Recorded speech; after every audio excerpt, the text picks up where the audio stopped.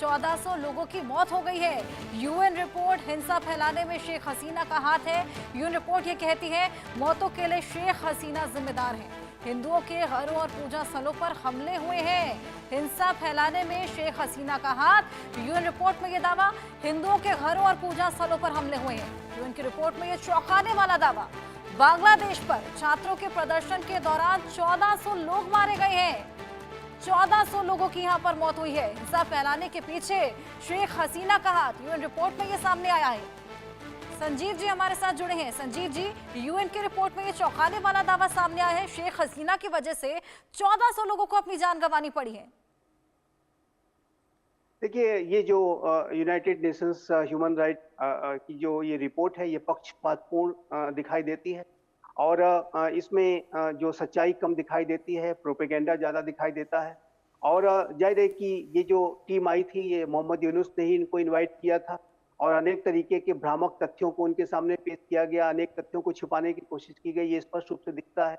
और इसमें कोई दो राय नहीं है कि United Nations Organisation, United Nations की जो मेन बॉडी हो या उसकी जो ये ह्यूमन राइट जैसी जो काउंसिल जैसी जो संस्थाएं हैं, ये सभी अपना जो अपनी प्रासंगिकता को खोती जा रही है।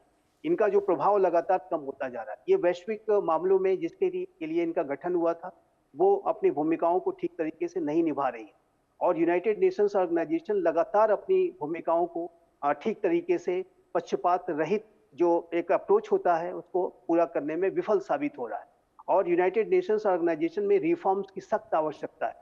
यदि यूनाइटेड नेशंस ऑर्गेनाइजेशन इसी रास्ते पर चला तो उसका हश्र भी वही हो सकता है जो प्रथम विश्व युद्ध के बाद जो लीग ऑफ नेशंस हुआ बना था और जिस तरीके से वो कोलैप्स कर गया था, कहीं ऐसा ना हो कि इसका भी हश्र उसी तरीके का हो जाए। और लेकिन जहां तक बांग्लादेश की बात है, तो बांग्लादेश में ये बात बहुत स्पष्ट है कि वो वहां पर एक गहरी साजिश हुई।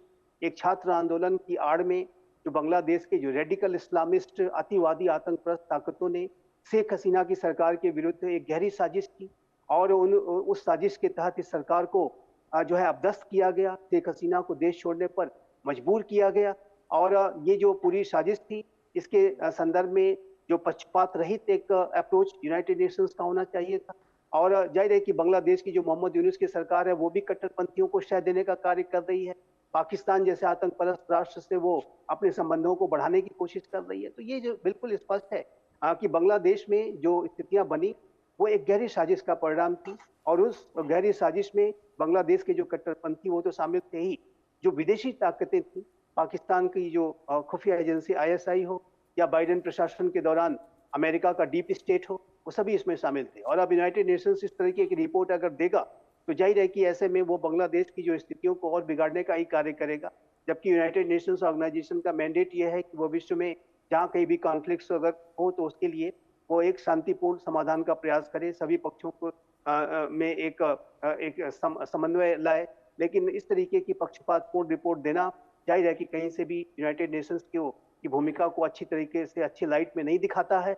और यही कारण है कि यूनाइटेड नेशंस ऑर्गेनाइजेशन अपनी भूमिकाओं को निभाने में हर जगह विफल साबित हो रहा है। उसकी संस्थाएं भी ठीक तरीके से काम नहीं कर रही। बिल्कुल संजीव जी, हमने देखा किस तरीके से अंदरूनी कलह की वजह से हिंदूज भी वहां पर सेफ नहीं है। बसंत पंचमी के दिन पूजा अर्चना नहीं करने दी गई थी, मारपीट वहां पर हुई थी, आगजनी वहां पर लगातार देखने को मिल रही है। जो हिंसक प्रदर्शन था उसमें कई लोगों को अपनी जान गंवानी पड़ी थी और यहाँ पर सीधे तौर पर शेख हसीना पर ब्लेम डाला जा रहा था। ऐसे में यूनुस सरकार का कोई एक्शन अभी तक सामने नहीं आया है। बांग्लादेश बिल्कुल कहीं ना कहीं बर्बादी की कगार पे है। बिल्कुल, बिल्कुल। ये स्पष्ट है कि बांग्लादेश में जो वहाँ की जो अंतरिम सरकार जो बनी, वो भी अपनी भूमिकाओं को नहीं निभा रही है, वो कट्टरपंथियों का साथ दे रही है। पाकिस्तान जैसे आतंकपरस्त राष्ट्र का साथ के साथ वो अपने संबंधों को बढ़ा रही है। और जाहिर है कि जो बांग्लादेश में जो ये जो रेडिकल इस्लामिस्ट कट्टरवादी जो ताकतें हैं, आतंकपरस्त ताकतें हैं, वो अपने प्रभाव को बढ़ाती जा रही है और जो कि बांग्लादेश के लोकतंत्र के भविष्य को रसातल में ले जाएगा।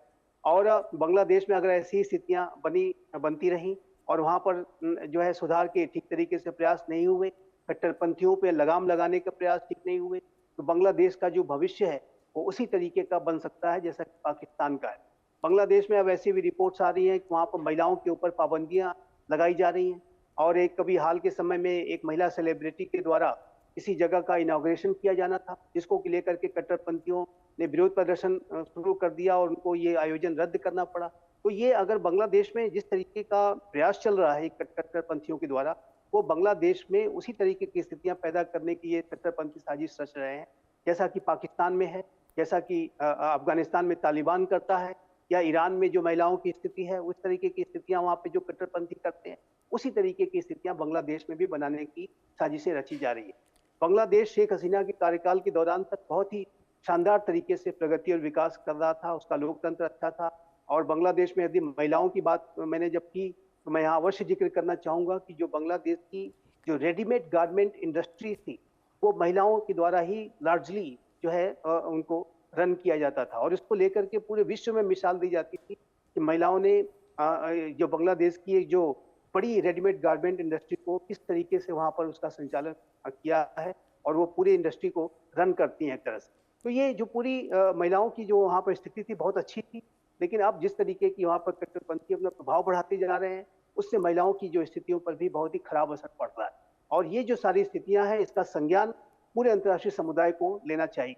भारत तो इसका संज्ञान ले ही रहा है, ट्रंप प्रशासन को भी इसका संज्ञान लेते हुए कुछ सख्त और कार्रवाइयां करनी चाहिए। हालांकि हमने देखा है कि राष्ट्रपति ट्रंप ने बांग्लादेश को दी जाने वाली सारी आर्थिक जो मदद है वो रोक दी है, और मेरा ऐसा स्पष्ट रूप से मानना है कि प्राइम मिनिस्टर मोदी और प्रेसिडेंट ट्रंप के बीच में और भारत और अमेरिका के डेलीगेशंस के बीच में जो भी बातचीत होगी, उसमें बांग्लादेश का जो विषय है वो भी दोनों राष्ट्र डिस्कस करेंगे।